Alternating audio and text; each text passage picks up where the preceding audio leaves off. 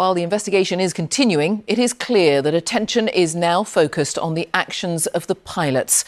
In the cockpit voice recording, the report says one of the pilots is heard asking the other why he did the cut-off. Air India Flight 171 came down less than a minute after takeoff from Ahmedabad, bound for London Gatwick. The focus is here in the cockpit, in particular on the pilots and what happened to those fuel control switches.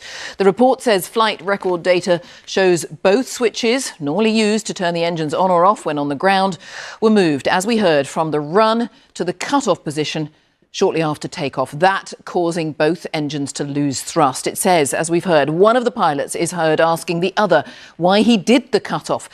The other pilot, says the report, responded that he hadn't. Well, let's talk to our correspondent, Theo Leggett. You've been looking through these details as they emerged. Explain more then about the role of these fuel switches. Well, these are two switches which are on the central console of the cockpit, and their job, as we've already heard, is to turn the engines on when the aircraft is on the ground and turn them off again once it's landed.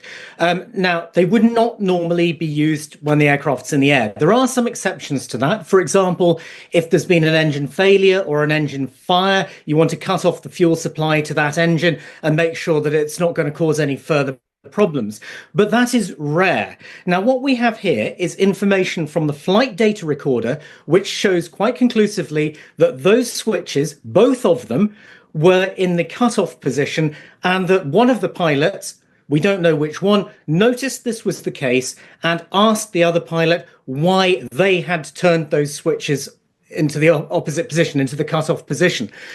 That's what we know at the moment. We don't know what the intentions were of whichever pilot pushed those switches into the cutoff position. All we know is that this happened. Now, the focus of the investigation going forward will be on why. Was the confusion in the cockpit at the time?